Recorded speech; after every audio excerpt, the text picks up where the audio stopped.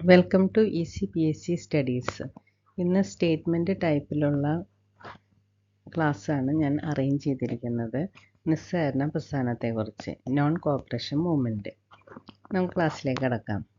ഗാന്ധിജിയുടെ നേതൃത്വത്തിൽ Indian national Congress നടത്തിയ ബഹുജന സമരമായിരുന്നു നിസ്സഹകരണ സമരം. 1920 കൽക്കത്തയിൽ ചേർന്ന ഇന്ത്യൻ നാഷണൽ കോൺഗ്രസിൻ്റെ പ്രത്യേക സമ്മേളനമാണ് നിസ്സഹകരണ സമരത്തിന് അംഗീകാരം നൽകിയത്. നിസ്സഹകരണ സമരത്തിന് മുന്നോടിയായി ഗാന്ധിജി വൈസ്രോയ്ക്ക് ഇപ്രകാരം കത്തെഴുതി: ഭരണാധികാരി അധികാരം ദുർവിനിയോഗം ചെയ്താൽ അവനെ അനുസരിക്കാതിരിക്കാൻ പുരാതന കാലം മുതലേ പ്രജകൾക്ക് അവകാശമുണ്ട്. ഈ കൊട്ടേഷൻ പഠിച്ചിരിക്കണം. കാരണം ഇത് തന്നിട്ട് ഇത് ആര് പറഞ്ഞു എന്ന് ചോദിച്ച് കണ്ടിട്ടുണ്ട് ക്വസ്റ്റ്യനിൽ. അതല്ല എങ്കിൽ ഇത് സ്റ്റേറ്റ്മെൻറ്റിലും തന്നിട്ടുണ്ട്. നിസ്സഹകരണ സമരം 2 തരം കർമ്മപരിപാടികളിൽ അധിഷ്ഠിതമായിരുന്നു. ഒന്ന് ബഹിഷ്കരണ പ്രവർത്തനങ്ങളും രണ്ടാമത്തെ ക്രിയാത്മക പ്രവർത്തനങ്ങളും. ഇപ്പോൾ ക്രിയാത്മക പ്രവർത്തനങ്ങളും ബഹിഷ്കരണ പ്രവർത്തനങ്ങളിലും ബഹിഷ്കരണ പ്രവർത്തനങ്ങൾ അതിലെ എന്തൊക്കെയാണ് ബഹിഷ്കരിച്ചത്? വിദേശ വസ്ത്ര ബഹിഷ്കരണം, നികുതി നിഷേധം, പദവികൾ, ഉദ്യോഗങ്ങൾ ഉപേക്ഷിക്കൽ, കോടതി ബഹിഷ്കരണം. അപ്പോൾ ഇത് സ്റ്റേറ്റ്മെൻറ്റായിട്ട് ചോദിക്കാവുന്നതാണ്. ബഹിഷ്കരണ പ്രവർത്തനങ്ങളിൽ പെട്ടത് ഏതെല്ലാം എന്നും പറഞ്ഞിട്ട് ചോദിക്കാറുണ്ട്. പിന്നെ ക്രിയാത്മക പ്രവർത്തനങ്ങൾ എന്ന് പറഞ്ഞാൽ ഹിന്ദു മുസ്ലിം ഐക്യം, ഖാദി വസ്ത്രങ്ങളുടെ പ്രചാരണം, ഐത്തോച്ചാടനം, ദേശീയ വിദ്യാലയങ്ങൾ സ്ഥാപിക്കൽ. ഇത് രണ്ടും സ്റ്റേറ്റ്മെൻറ്റിൽ വരാൻ സാധ്യതയുള്ള ക്വസ്റ്റ്യൻസ് ആണ്. ഇതിൽ ചോദിക്കാവുന്ന വൺ വേർഡ് ക്വസ്റ്റ്യൻസ് ഇതെല്ലാമാണ്. നിസ്സഹകരണ പ്രസ്ഥാനം ആരംഭിച്ചത് ഏത് വർഷമാണ്? 1920. നിസ്സഹകരണ പ്രസ്ഥാനത്തിന് പിന്നിലെ പ്രധാന ശക്തി ആരായിരുന്നു? മഹാത്മാഗാന്ധി. നിസ്സഹകരണ പ്രസ്ഥാനം എവിടെയാണ് ആരംഭിച്ചത്? 1920 സെപ്റ്റംബറിൽ കൊൽക്കത്തയിൽ നടന്ന കോൺഗ്രസ് സമ്മേളനത്തിലാണ് ആരംഭിച്ചത്. ഗാന്ധിജി നിസ്സഹകരണ പ്രസ്ഥാനം പിൻവലിച്ചത് എന്നാണ്? 1922. നിസ്സഹകരണ പ്രസ്ഥാനത്തെ ഹിമാലയൻ മണ്ടത്തരം എന്ന് വിശേഷിപ്പിച്ചത് ആരാണ്? ഇത് PSC ചോദിച്ചിട്ടുള്ള ക്വസ്റ്റ്യൻ ആണ്. നിസ്സഹകരണ പ്രസ്ഥാനത്തെ ഹിമാലയൻ മണ്ടത്തരം എന്ന് വിശേഷിപ്പിച്ചത് മഹാത്മാഗാന്ധിയാണ്. അടുത്തത് വാഗൺ കൂട്ടക്കൊല അല്ലെങ്കിൽ വാഗൺ ട്രാജഡി.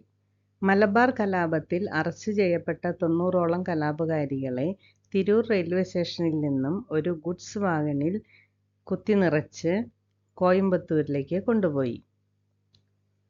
തീവണ്ടി കോയമ്പത്തൂരിനടുത്ത് പോത്തന്നൂരിലെത്തി വാഗൺ തുറന്നു നോക്കിയപ്പോൾ 72 പേർക്ക് ജീവൻ നഷ്ടപ്പെട്ടിരുന്നു. 1921 നവംബർ 10 നടന്ന ഈ ദാരുണ സംഭവം വാഗൺ കൂട്ടക്കൊല എന്ന് അറിയപ്പെടുന്നു. ജന്മിത്വത്തിനും ബ്രിട്ടീഷ് ഭരണത്തിനും എതിരായി ആരംഭിച്ച ജനകീയ പ്രക്ഷോഭം ക്രൂരമായ മർദ്ദനത്തിലൂടെ ബ്രിട്ടീഷ് ഗവൺമെൻറ് അടിച്ചമർത്തി.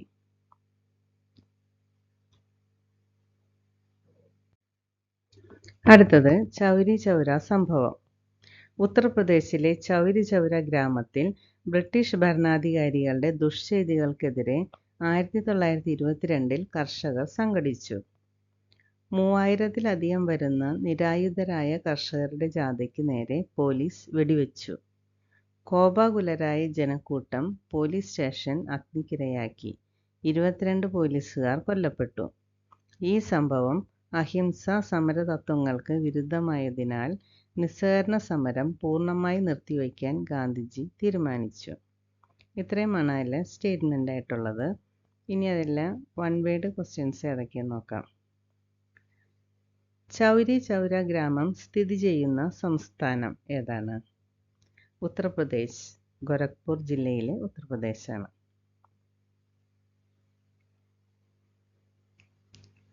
ചൗരി ചൗര സംഭവത്തെ തുടർന്ന് ഗാന്ധിജി നിസ്സഹകരണ പ്രസ്ഥാനം പിൻവലിച്ചത് എന്നാണ്? 1922 ഫെബ്രുവരി 11. ചൗരി ചൗര സംഭവം ഏത് സമരവുമായി ബന്ധപ്പെട്ടിരിക്കുന്നു? നിസ്സഹകരണ സമരം.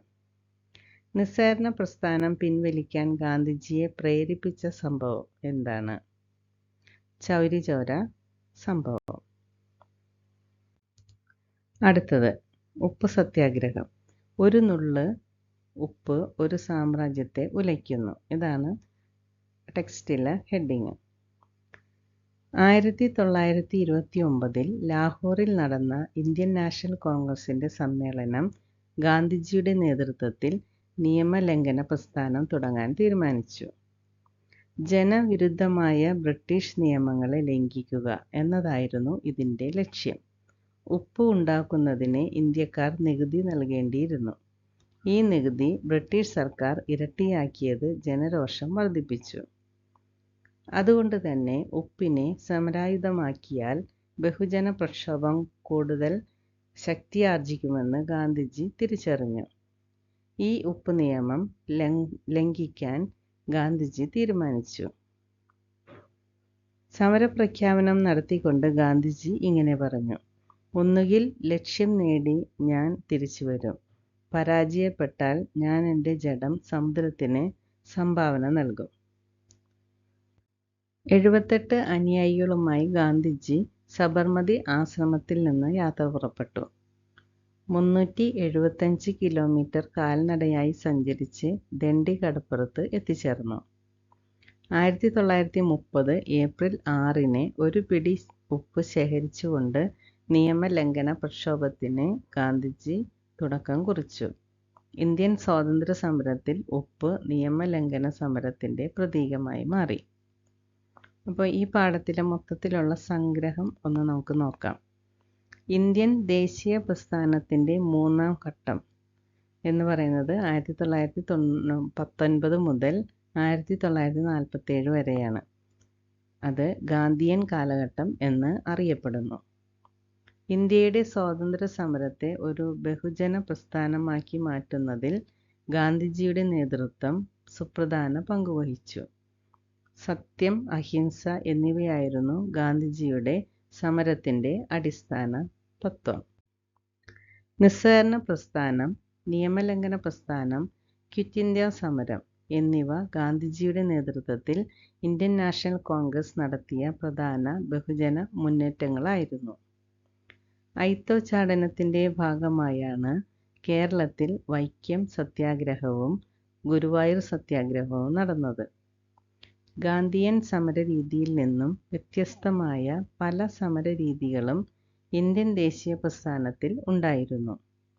സായുധ സമരത്തിലൂടെ ഇന്ത്യക്ക് സ്വാതന്ത്ര്യം നേടാം എന്ന ലക്ഷ്യത്തോടെ സുഭാഷ് ചന്ദ്രബോസ് ഇന്ത്യൻ നാഷണൽ ആർമിയുടെ നേതൃത്വത്തിൽ പ്രവർത്തനങ്ങൾ സംഘടിപ്പിച്ചു. 1947 ആഗസ്റ്റ് 15-ന് ഇന്ത്യക്ക് സ്വാതന്ത്ര്യം ലഭിക്കുകയും ബ്രിട്ടീഷ് ഇന്ത്യയെ ഇന്ത്യ, പാകിസ്ഥാൻ എന്നീ രാജ്യങ്ങളായി വിഭജിക്കുകയും ചെയ്തു. ഇതോടെ 7ാം ക്ലാസ്സിൽ 9ാം ചാപ്റ്റർ കഴിയുകയാണ്. ഈ ക്ലാസ് ഇഷ്ടപ്പെട്ടെങ്കിൽ നിങ്ങൾ സബ്സ്ക്രൈബ് ചെയ്യണം, ലൈക്ക് ചെയ്യണം, ഷെയർ ചെയ്യണം.